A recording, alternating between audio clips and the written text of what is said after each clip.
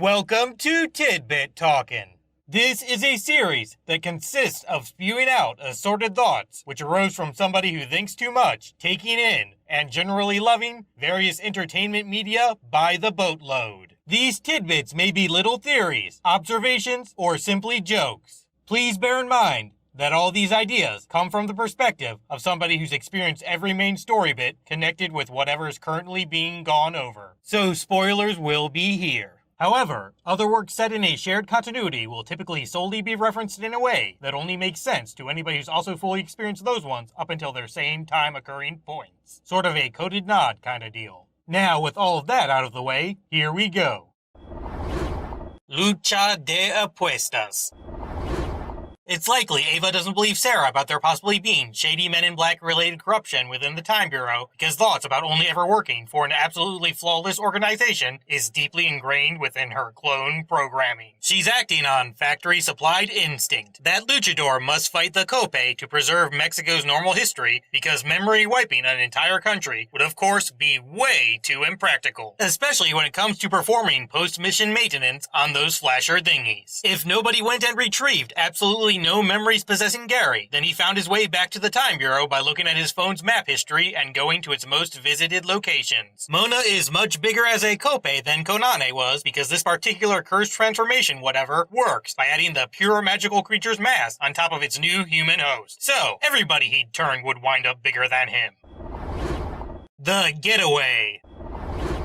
That futuristic red toilet button in the Wave Rider probably administers a full-on enema among other invasive anal procedures in order to take care of time travel's rarest side effects. Sarah is confident in Ray's ability to spew out cop-aimed lies after some pull over their RV because she instructed him on how to do so. Miss Lance would be intimately familiar with such situations because she spent a few years being legally dead and thus had to avoid many things that could potentially involve identification and or paperwork. Also, she might have done lots of underage drinking with Oliver Queen many years ago. Ray may now truly believe that Han didn't shoot first because all of the timeline changes he's experienced has made him question how things really should be and which versions of the Star Wars movies were originals or special editions. Séance and Sensibility.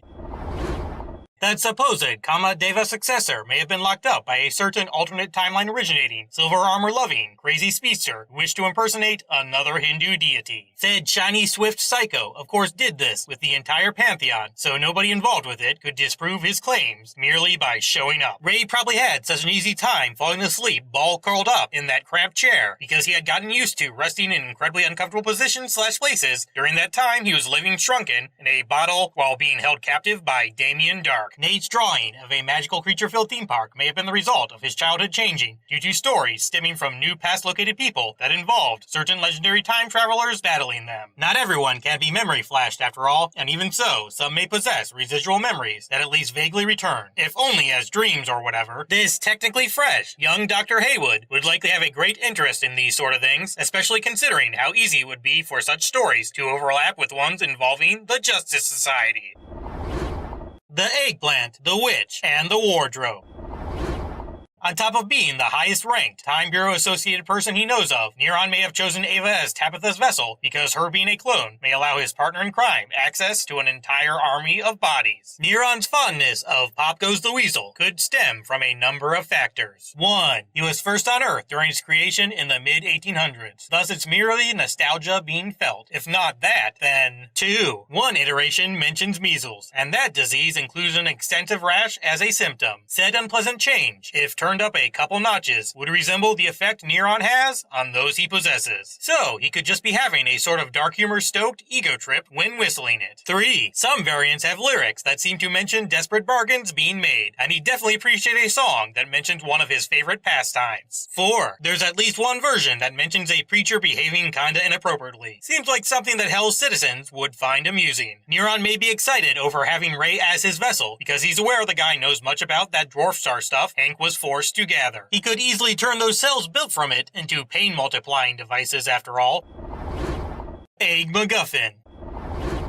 The unknown villain stalking Garima in Mick's Heatwaves book is probably a speedster he wrote to vent his frustrations about both Barry and Dawn. He of course wouldn't want to mention this explicitly because being anti-Flash could very easily anger much of his audience quite a bit. While Ray was visiting the comatose Nora, Neron may have been using some magic to keep her from waking up.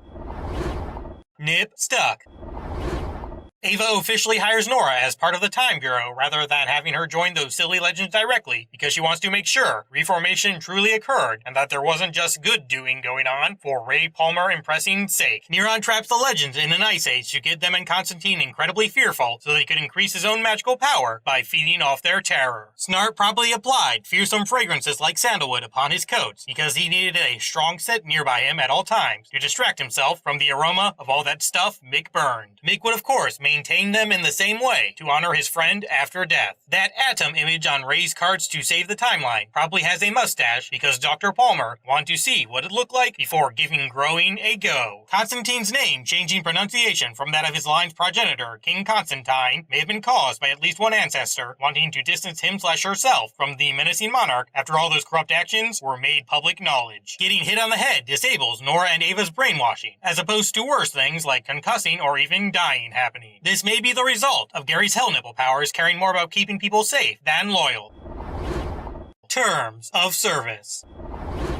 It's probable Hell looks almost exactly like Earth because the souls there would be more willing to make deals and follow that triumvirate if they all instinctively felt as if things weren't very different for them. Alternatively, and or additionally, each Hell could be one of the infinite Earths, just really bad ones. Neron's terms of service stuff soul-snatching scheme is quite brilliant. If said devious demon lord grabs many spirits, he obviously gets extra raw power, but there'd also be a lot of fear generated, both directly within those who read it, and also some inside anybody they told what was going on. Even if nobody believed them after sharing it, they'd be labeled as conspiracy theorists, which would of course also create lots of paranoia and worry, which are just different forms of fear. Plus, people would of course be wary of things like Ray Palmer's behavior, and if they were already uncomfortable with someone so heavily armed as the Atom wandering around, his newfound weirdness would just seem like intolerable icing on an aneurysm-inducing cake. Also, mysterious men decked out in techie suits hopping out of portals everywhere is innately terrifying. Finally, seeing stuff suggesting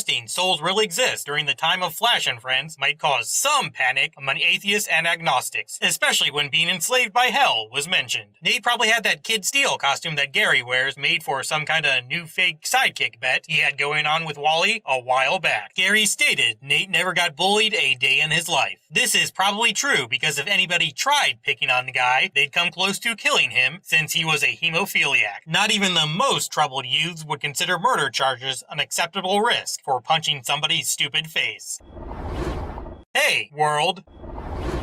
Zari's teacher, and everybody else who signed on for the Eyes app's terms of service, is probably extra eager to send magical creatures away because their souls currently being Hell-owned fills them with an incomprehensible unpleasantness. Talking down Vandal Savage was probably rather easy for Ray because the guy already existing forever in life meant persisting eternally as a soul wouldn't result in much mental pattern changing. Plus, not feeling the stress of obligatory hawk hunting likely chilled him out quite a bit. Thus, the jovial Dr. Palmer could easily find a way to connect with infinite time at his disposal. The legends might have said hard pass on Elseworlds in everybody's real timeline because Kara mentioning junk about Barry and Oliver switching bodies seemed too crazy after dealing with Puppet Murder Guy. The real Trinity all have good reasons to decline that invitation, so they are likely not just being petty and snarky comeback using folks. Kara, there are of course magical creatures and demons about, and Supergirl, having just dealt with Rain, just got it really hammered into herself that Kryptonians don't do so well with mystical stuff. Barry, he probably didn't want to draw the attention of Cicada and wind up with more metas being discovered by that murder-happy fellow. Oliver, he might not want to run into the daughter of that Damien guy he killed. It's likely Neron is unable to see through Constantine's glamour spell even though Astra, a much weaker Hell being, can, because he's using a vessel while she isn't. Zari fading and Bayrod taking her place doesn't happen until Nate gets revived because relief isn't an emotion that's strong enough to help one hold on to existence. Bayrod joining the Legends probably occurred a little later than when they met up with Zari, because with Kuasa not being dark allied in new timeline deals, coupled with no dangerous Argus-ruled society hoopla being present, his totem was likely sought last. Said task would be so simple that the villains basically saw it as a convenience store run.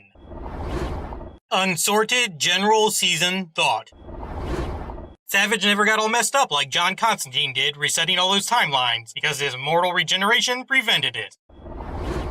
Endings are a pain, but all of you are fantastic. See ya.